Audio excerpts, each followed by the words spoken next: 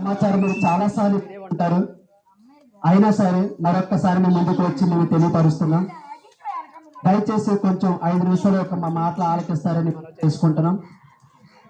దేవుని భూమి మీద మానవులందరూ మారు మనసు పొంది ప్రభు ఇచ్చిన రక్షణను పొందాలని దేవుడు సెలవిచ్చుచున్నది.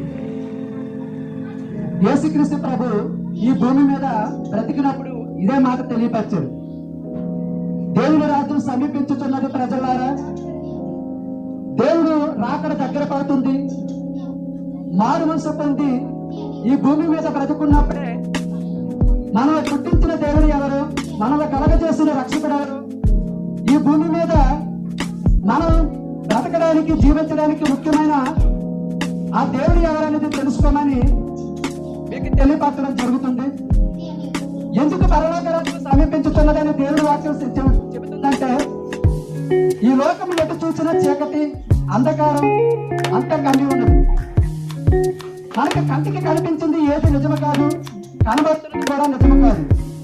ఒకనొక జన్మన ఒకనొక రోజున వీటిని మనకు ఛాయగానే మిగిలిపోతుంది.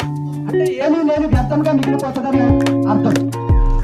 ఈరోజు మనం బ్రతుకు ఉన్నామంటే నీలో ఉన్న ఒక ఆత్మ జీవించుతున్నది కనుక, ఈరోజు నువ్వు జీవించుతున్నావంటే దేవుడు నీలో పెట్టిన దీపం ఉంది కనుక ఈరోజు మనం బ్రతుకుతున్నాం. కాబట్టి ఆ దీపమే మనలో లేకపోతే, ఆ ఆత్మ మనలో లేకపోతే మనం అనేది లేము.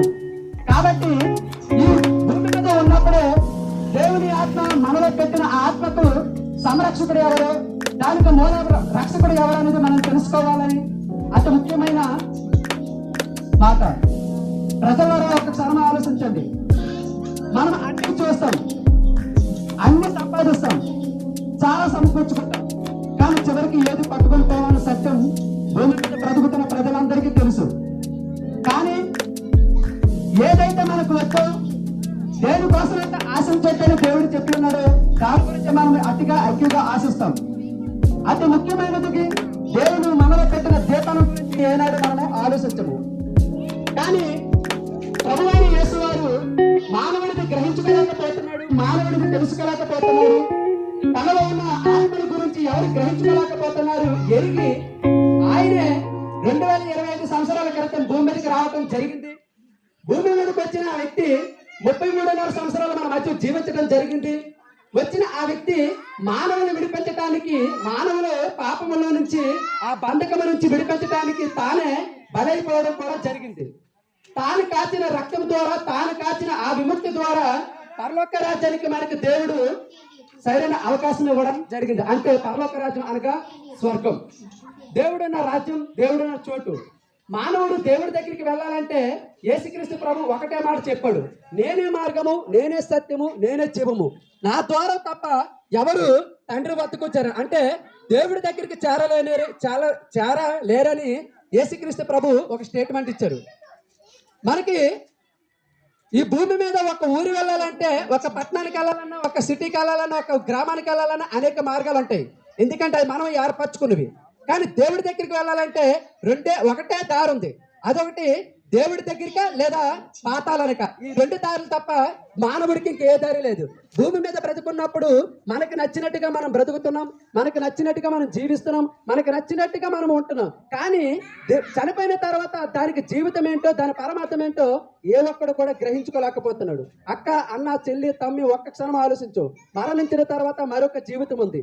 ఈ భూమి మీద నువ్వు ఎంతైతే కోట్లాది సంపదలు పెట్టి గృహానికి నిర్మించుకుంటున్నావో, బ్యాంకుల్లో నువ్వు ఎంత అయితే సంపాదించుకొని దాచిపెట్టుకుంటున్నావో అన్ని నువ్వు వెళ్ళిపోయిన తర్వాత ఒకనొక రోజు అవి విడిచిపెట్టుకోవాలి. కానీ నీలో పెట్టిన ఆత్మ మాత్రం ఖచ్చితంగా ఈ భూమి మీద నువ్వు ఏమి చేసినా, ఎలాంటి తీర్పులోకి వెళ్ళినా కూడా, ఎలాంటి పనులు చేసినా దానికి అన్నది ఒక తీర్పు ఉంటుంది, దేవుడి దగ్గర లెక్క ఉంటుంది. కాబట్టి దేవుడి నీలో పెట్టిన ఆత్మకు అది ప్రభువైన యేసు వారి దానికి రక్షకుడు కనుక తను జాగ్రత్తగా కాపాడుకోమని చెప్పడం జరుగుతుంది. అయితే పరలోక రాజ్యం ఎందుకు సమీపించుతున్నదంటే, దేవుడు 2వ రాకడలో భూమి మీదకి రాబోతున్నాడు. భూమి మీద వచ్చిన తర్వాత భూమి మీద ఎలాంటి పరిస్థితులు జరుగుతాయో ఈ రోజు కళ్ళారు చూస్తున్నాం.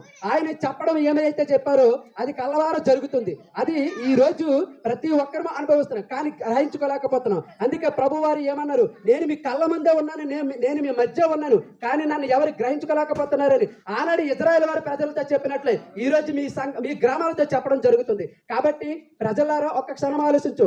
దేవుడి రాకడ సమీపమై ఉన్నది, దేవుడి దినము దగ్గర అయి ఉన్నది. నీ ఆత్మ రక్షించుటకు ప్రభువైన యేసు వారు మీ గ్రామానికి వచ్చి మిమ్మల్ని బ్రతకమని చెప్తున్నారు, మిమ్మల్ని అర్థం చేసుకోమని చెప్తున్నారు, మిమ్మల్ని ఆ యొక్క వెలిగి ఎవరు అనేది గ్రహించుకోమని చెప్తున్నారు, మిమ్మల్ని భూమి మీద పెట్టించిన దేవుడు ఎవరో తెలుసుకోమని చెప్తున్నారు. నేను అని ఆయన ఎక్కడ పేరు సంభాషించరా, కానీ నేను అని చెప్పిన తన పిల్లలతో చెప్పడం జరుగుతుంది.